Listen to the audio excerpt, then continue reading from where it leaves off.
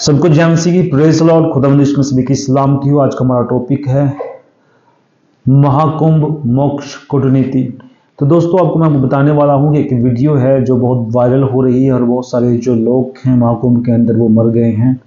और उसके अंदर एक जो है बाबा हैं, बागेश्वर बाबा, वो कह रहे हैं कि उनको मोक्ष मिला, गंगा के तट पर मोक्ष मिला है। और मोक्ष जो है कभी भी किसी के पांव के नीचे दबकर मोक्ष नहीं मिलता। और आजकल आप देख रहे हैं कि जो जिस प्रकार 2025 के अंदर महाकुंभ जो यात्रा इन्होंने शुरू की है, उस प्रकार इन्होंने बहुत सारे लोगों को जो है मोदी जी ने सुविधा ना देने के कारण लोग पैरों के तले मर गए हैं। और ये कह रहे हैं कि उनको मोक्ष मिला है। मरना सबको है, पर कोई गंगा के किनारे मरेगा तो वो मरेगा नहीं, मोक्ष पाएगा। अगर वो तैयार हों तो हम अभी धक्का मार करके उनका भी मोक्ष कराने के लिए तैयार हैं। अगर वो कहते हैं कि मोक्ष हो गया, देखिए किसका मोक्ष हो गया किसका नहीं हो गया अलग बात है। इस तरह से पैरों के नीचे कुचल कुचल करके, दम घुट करके जो बच्चे, जो महिलाएं, जो माताएं, हमारी बहनें और जो भाई, जो वृद्ध मरे हैं, मोक्ष हो गया, ये बहुत सरल है कह देना। मोक्ष ऐसे नहीं मिलता। मोक्ष मिलने का तरीका केवल एक ही है, जिसका नाम यीशु मसीह है।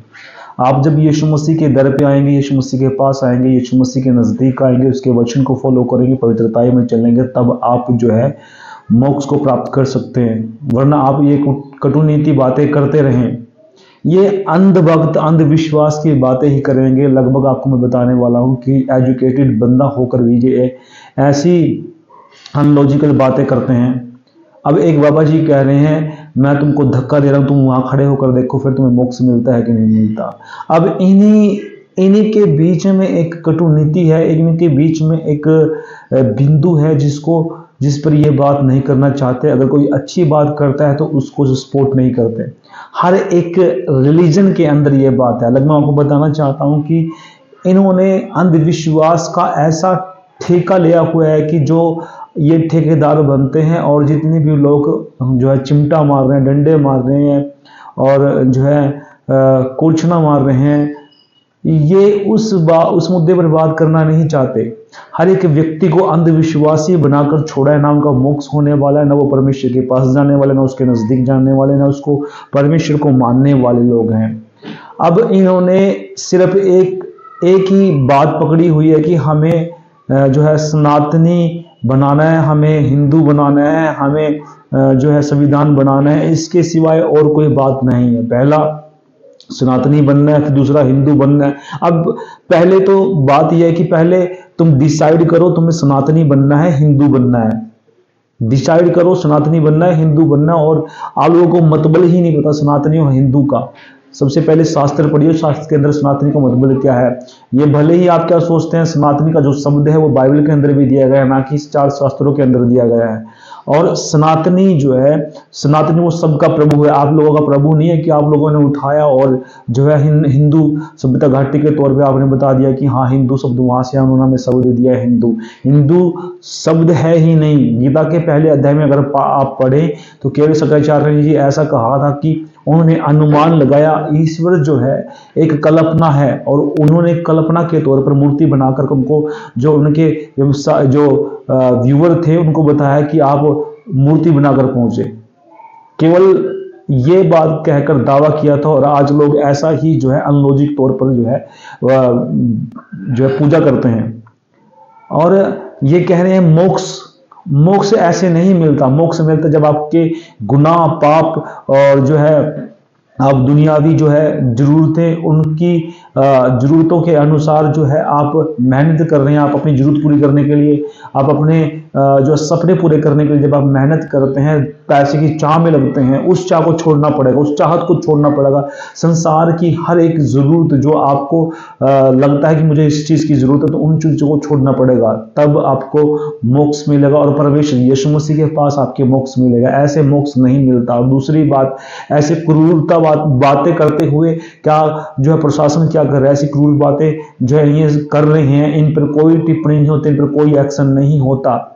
और देखिए इनके मज्जब के बाबा ही कह रहे हैं कि लो मैं तुम्हें धक्का दूं, वहां तुम खड़े होकर देखो, फिर तुम्हें मोक्ष मिलेगा। क्या ऐसे मोक्ष मिल सकता है? नहीं मिल सकता। बाइबल में लिखा है कि यूहन्ना की पुस्तक 3:16 में लिखा है कि यीशु परमेश्वर जगत से ऐसा प्रेम किया कि उसने अपना इकलौता पुत्र दे दिया, ताकि जो कोई उस पर विश्वास करे नाश ना हो परंतु अनंत जीवन पाए। परमेश्वर ने तुम्हारे लिए, हम सब के लिए जान दी है। ऐसे धक्के खाने के लिए मोक्ष नहीं मिलता, ऐसे धक्के खाने से मोक्ष नहीं मिलेगा। परमेश्वर विश्वास करना होगा, यीशु मसीह के नजदीक आना होगा। जब तक आप यीशु मसीह के पास नहीं आएंगे, नजदीक नहीं आएंगे, तब तक आपको मोक्ष नहीं मिलने वाला।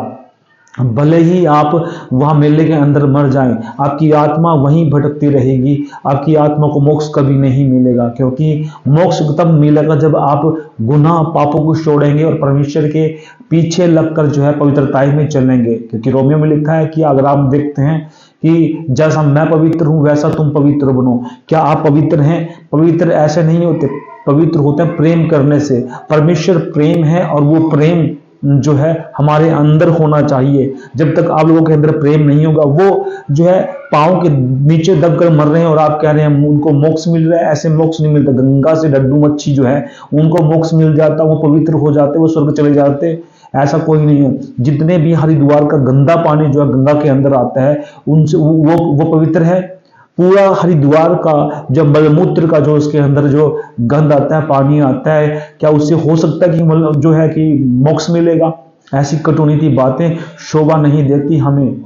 क्योंकि हम लोग जो है परमेश्वर ने हमें इसलिए बनाया कि हम एकता में और एकता में रह करके उस ईश्वर की पूजा करें, उस ईश्वर को माने, उस ईश्वर की महिमा करें, उस ईश्वर को ग्लोरीफाई करें जिसने हमें बनाया है, जिसने चांद तारे सूरज आकाश पेड़ पौधे पक्षियों को जीव जंतुओं को रेंगने वाले उड़ने वाले और तैरने वाले सबको परमेश्वर ने बनाया है। जब तक हम उसकी पूजा नहीं करेंगे, जब तक उसके नजदीक नहीं आएंगे, जब तक हम उसको नहीं मानेंगे, तब तक ऐसा कुछ नहीं हो सकता।